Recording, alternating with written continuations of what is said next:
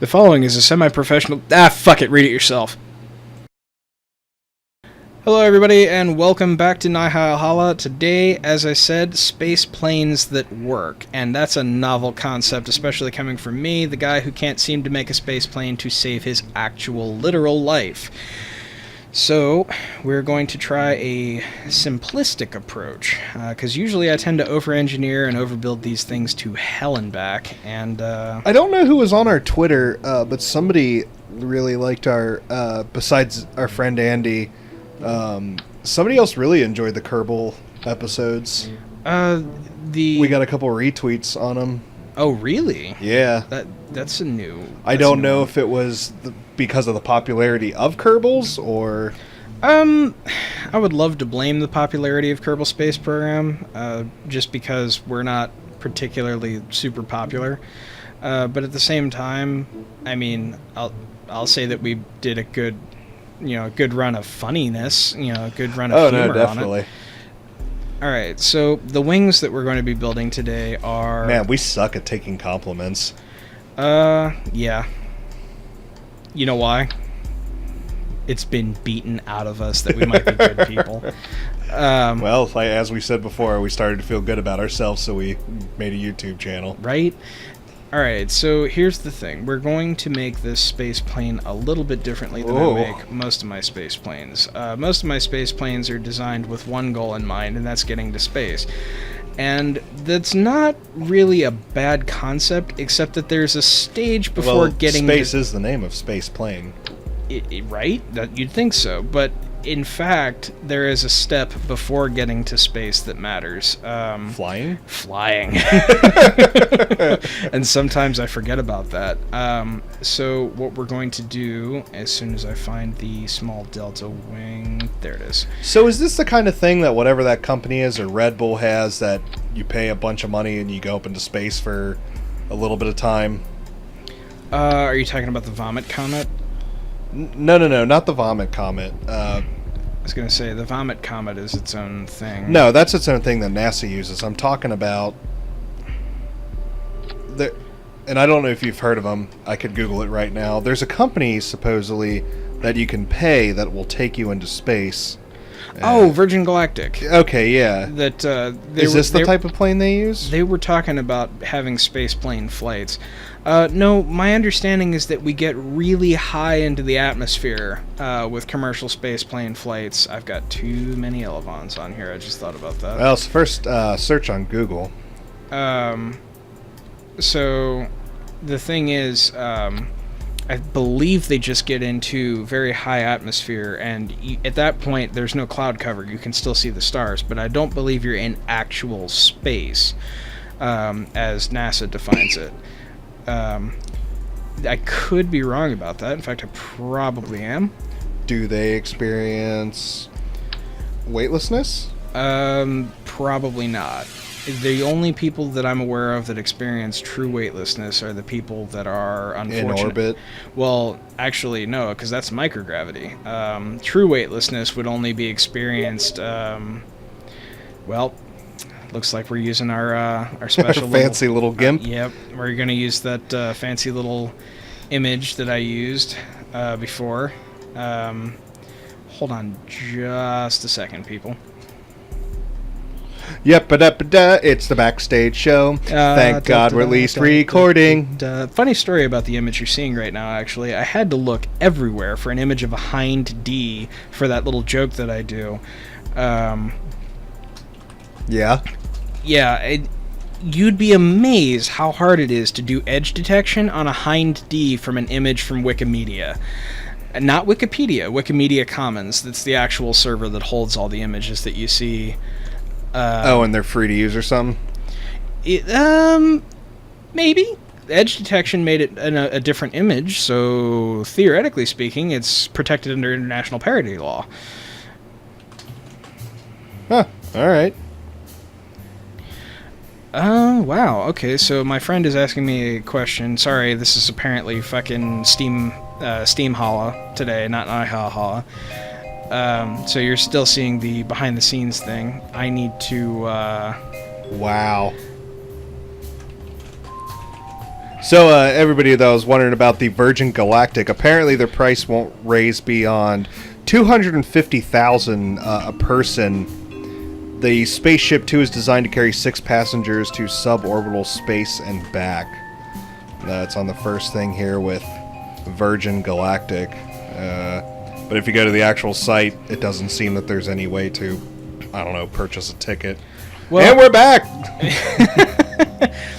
So what was that you were saying about Virgin Galactic again and the downtime caused by my stupidity? At least you own it. The price tag they're saying will not go above $250,000. That's pretty expensive considering SpaceX just landed a rocket on a barge not too long ago. Which, congratulations, Elon Musk. You've done it. You said you were going to do it, and you've done it. And your engineers, I'm sure, were celebrating as hard as you were the night that happened. Space travel is going to, again, become cheaper thanks to your efforts. I'm sure people like NASA, as well as maybe even Virgin Galactic, are very grateful for your efforts. Whatever NASA may do nowadays. Poor bastards. Yeah, I know. It makes me sad, too, to think about how just fucking, I don't want to say powerless, but how they're being treated in terms of, like, funding and things like that. We need really to keep funding programs like NASA so that we can get to know the planets around us, and maybe not look at colonization, but science done on Mars could be as valuable as science done on Earth, and at the very least that would be a place to do more science. Yeah, you know, even things along with the moon. I mean, what I really want to see, and this was a novel concept that was brought on, I believe, by Command and Conquer, actually, orbital power stations. They theorized that by producing a nuclear reaction on another planet, you could reduce the amount of safety required in order to produce said power, and then maybe even get to a point where you can, where you can, like, beam that power down with microwave transmission or something like that, and just have basically huge collector dishes to beam the power into other areas. Oh, that's cool. So we're going to put a couple of mystery goo pods on here so that Jeb has something to do while he's in space. The mystery goo... Is this food? No, this is actually science. The mystery goo pods are designed to be examined while you're in orbit to get science. They're more of a campaign thing, but we're using them here because we can. Let's see, what else do we need? We've got... These are Rapier engines. They are not very good in terms of like actual thrust capability. And why are you using them? Because they're air breathing and liquid fuel. So, like, it's not just rocket motor. They can also be used to get us into space. And that is another thing. I am going to now build the second stage of our space plane, which is something that not a lot of people see as hugely necessary. Another thing, sorry to interrupt, I don't know why, I've always loved this pattern on the floor. To kind of give, you know what I mean? Does it help? The pattern on the floor, I believe, is designed to give you an idea of what a Mark III, like, gigantic Mark III space plane could do, or at the very least to give you a metric of exactly how big your plane can be without clipping its wings on the outside of the vehicle assembly building. I'm not going to say I'm an audiophile, but for some reason I've made different instruments and such and amps. I've always just loved schematics. I don't know why. Looks like an alien language or something. It's one of those little aesthetic things. Like the Nazca lines? Have you heard that theory? That the Nazca lines were made by aliens? What? There's a... Well, what are the Nazca lines? I'm not 100% sure I'm qualified to define that. They are... All right, Google. They are line paintings. I don't recall the exact location.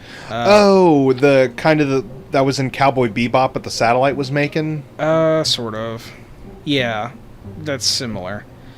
Cowboy Bebop's line paintings are different, but it's the same concept. It's a drawing in the desert or the plains of Southern Peru.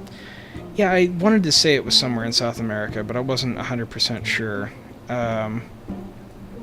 Anyway, there's theories that aliens made them. There's more, like, closer to scientific evidence that they would have been made by people who were using, like, basically a primitive hot air balloon.